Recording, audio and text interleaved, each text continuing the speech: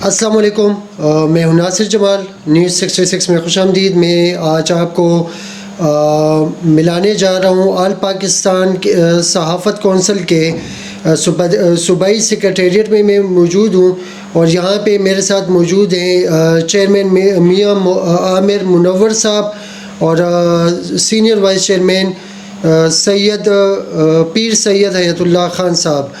تو ان سے ملاقات کرتے ہیں اور ان سے ان کے منشور کے بارے میں اور اس جدوجہد کے بارے میں، ان کے اس ویژن کے بارے میں ان سے معلومات کرتے ہیں۔ السلام علیکم جی۔ وعلیکم السلام۔ میاں محمد عامر صاحب، یہ بتائیے گا کہ یہ خیال آپ کو کس طریقے سے آیا اور یہ منشور اس کا کیا ہے؟ اس آپ کی تحریک کے منشور کے بارے میں تھوڑا سا عوام کو بتائیے گا۔ جی بہت بہت شکریہ۔ میں آپ کے ٹیم کا اور نیوز 66 کا میں بہت مشکور ہوں، جنہوں نے اس حالات میں آ کر ہمارے آفس میں آ کر اس کی جاننے کی کوشش کی۔ سب سے پہلے تو میں اپنے تنظیم کے بارے میں یہ بتاتا چلوں کہ آل پاکستان صحافت کونسل ہے کیا چیز۔ دوسری بات، یہ تنظیم ہمیں اس وقت رجسٹرڈ کرنے کی ضرورت کیوں پڑی؟ تو یہ تنظیم ہماری جو ہے، یہ آل پاکستان صحافت کونسل جو ہے وہ کراچی سے رجسٹرڈ ہوئی تھی۔ کراچی کے ہمارے سینئر جو مرکزی چیئرمین ہیں فرقان سلطان صاحب، انہوں نے صحافت اور صحافیوں کی جو تذلیل ہو رہی تھی، جو کمی بیشی آ رہی تھی، جو صحافیوں کے ساتھ جو مظلوم صحافی ہے ان کے ساتھ جو ظلم ہو رہا تھا، جو ان کے مسائل تھے ان پہ کوئی عملی اقدامات نہیں ہو رہے تھے، تو ان کو مد نظر رکھتے ہوئے انہوں نے اس تنظیم کی بنیاد رکھی، اور پھر اس بنیاد کو لے کر انہوں نے ہمارے صوبے خیبر پختونخوا میں یہ تاج ہمارے سر پہ سجایا۔ تو میں ان کا بہت بہت مشکور ہوں کہ جنہوں نے ہم پہ اعتماد کیا اور صحافیوں کے لیے ہمیں آگے لانے کی جو جدوجہد ہے اس میں اپنا حصہ ڈالنے کی ہمت عطا کی۔ اچھا، دوسری بات میں یہ بتاتا چلوں کہ ہمارے ملک پاکستان میں اوور آل تو میں بات نہیں کر سکتا، لیکن خیبر پختونخوا میں بہت سے ہمارے صحافی برادری ہے جو مختلف قسم کے تھریڈز، مختلف قسم کے طریقوں سے جو ہے نا ان کو مظلوم کر کے رکھا گیا ہے۔ انہیں بات کرنے کے لیے کھلے عام چھوڑا نہیں جاتا، ان کو ہر طریقے سے ٹارچر کیا جاتا ہے۔ تو ہماری تنظیم انشاءاللہ ایسے صحافیوں کے لیے کام کرے گی اور ایسے صحافیوں کے لیے آواز بنے گی۔ اس کے علاوہ ہمارے بہت سے جرنلسٹ ہیں جو مالی لحاظ سے بہت زیادہ کمزور ہے، جن کو کافی مسائل سے درپیش ہیں، لیکن انہیں اپنی زندگی پورے صحافت کے لیے وقف کر رکھی ہے۔ ان کے علاوہ ان کا کوئی دوسرا روزگار نہیں ہوتا، اس کے علاوہ ان کی کوئی دوسرے ذریعے معاش نہیں ہوتی، تو ان کی زندگیوں میں بہت سے ایسے چراغ گل ہوتے جا رہے ہیں۔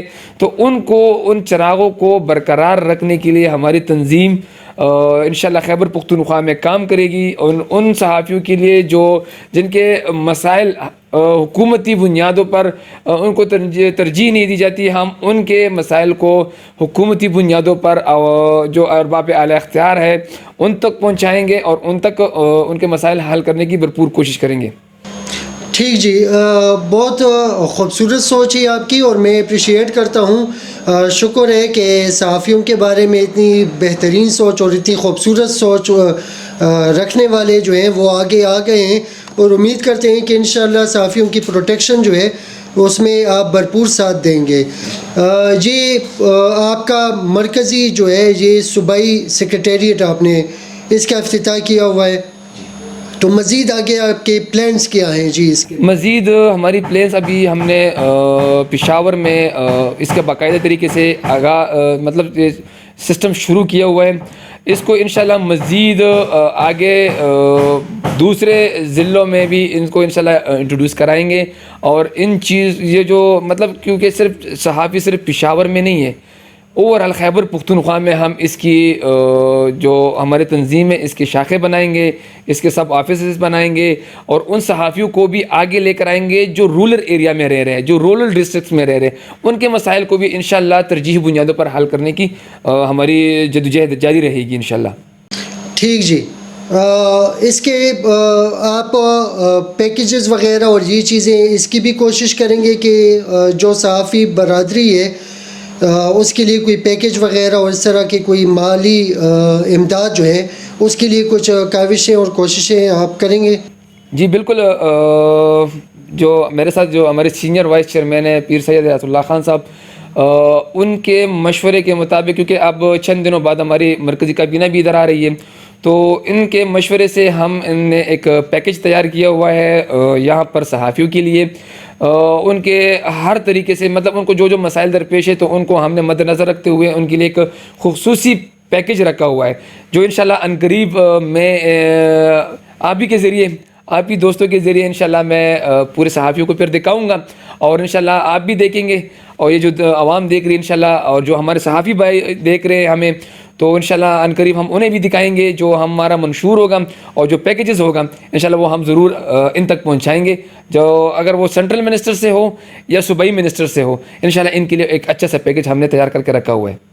ٹھیک جی، میں شکر گزار ہوں یہ vice chairman, senior vice chairman Pir Syed Hayatullah Khan صاحب کا، کہ وہ بھی میری گزارش پہ اور میری التماس پہ یہاں پہ اپنے خیالات کے لیے تشریف لائے.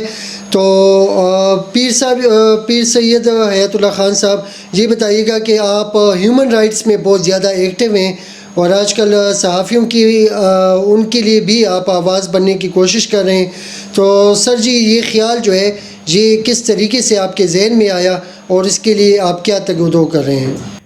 بسم اللہ الرحمن الرحیم. بہت شکریہ کہ آپ نے مجھے موقع دیا ہے اس بات پر. جہاں تک خیال کا تعلق ہے تو میں خود ایک غریب گھرانے سے تعلق رکھتا ہوں، اور ایک غریب گھرانے میں نے یہ ساری تعلیم حاصل کیا اور یہاں تک پہنچ چکا ہوں، تو میں غریبوں کی درد اور دکھ سمجھ سکتا ہوں.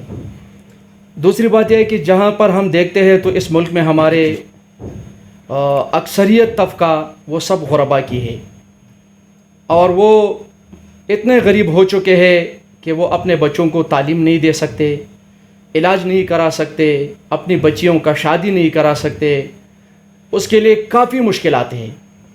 تو پھر میں نے سوچا کہ اس عوام کے لیے، اس غریب کے لیے کچھ کرنا ہوگا.